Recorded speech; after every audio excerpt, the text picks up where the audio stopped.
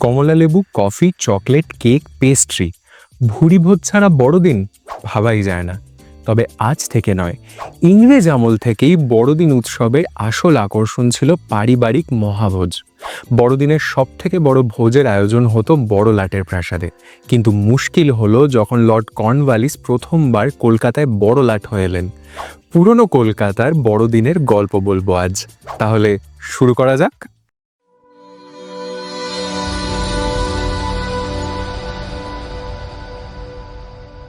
British কলকাতায় বড়দিন উৎসবের আসল আকর্ষণ ছিল পারিবারিক মহাভোজ। সেই ভোজের মেনু কি ছিল শুনবেন? বড়দিনের মহাভোজের প্রধান আকর্ষণ ছিল বোর্স হেড বা শুয়োরের মাথা, যা রোজমেরি, তেজপাতা, আপেল আর অন্যান্য উপকরণ দিয়ে সাজিয়ে গুছিয়ে পরিবেশন করা হতো। থাকতো নানা রকম আমুদে খাবার আর পানীয়, থাকতো টার্কি, ডাক রোস্ট, প্লাম পুডিং, থাকতো যত রাজ্যের জিনিস দিয়ে তৈরি করা বিরাট বড় ক্রিসমাস পাই। কিন্তু আনন্দ ফুর্তি করে সাহেবরা মেতে থাকলেও বেচারা বেয়ারাদের খাটতে খাটতে অবস্থা খারাপ হয়ে যেত। তবে ভালো কাজ করলে ভাগ্যে ভালো খাবার আর কিছু বকশিস জুটবে, এই আশায় উদয়স্ত পরিশ্রম করে যেতেন তারা। বড়দিনে সবচেয়ে বড় ভোজের আয়োজন হতো বড়লাটের প্রাসাদে। উৎসব শুরু হতো ব্রেকফাস্ট থেকে আর চলতো ডিনারের পরে বল ডান্স পর্যন্ত। তবে শুধু বল ডান্স নয়, তার সঙ্গে বাইজি নাচের আসর বসতো, যা চলতো প্রায় ভোর রাত পর্যন্ত। কিন্তু মুশকিল হলো লর্ড কর্নওয়ালিস যখন বড়লাট হলেন। 1786 সালে 12 সেপ্টেম্বর লর্ড কর্নওয়ালিস কলকাতায় আসেন। কাজকর্ম বুঝে নিয়ে গুছিয়ে বসতেই চলে এলো বড়দিন।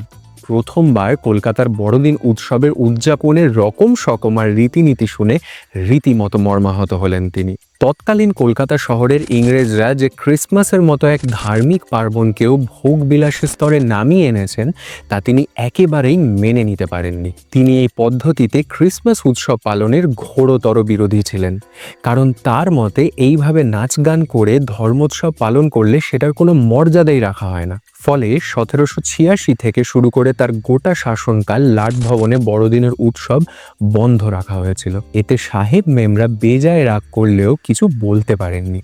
1793 সালে বড়লাট কর্নওয়ালিস বিলেতে চলে গেলে আবার শুরু হয় উৎসব।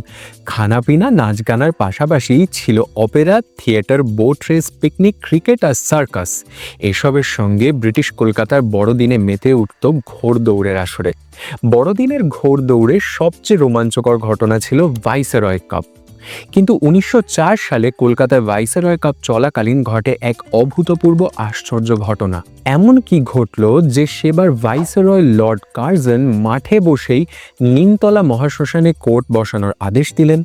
রোমাঞ্চকর সেই গল্প নিয়ে আসছি আগামী পর্বে।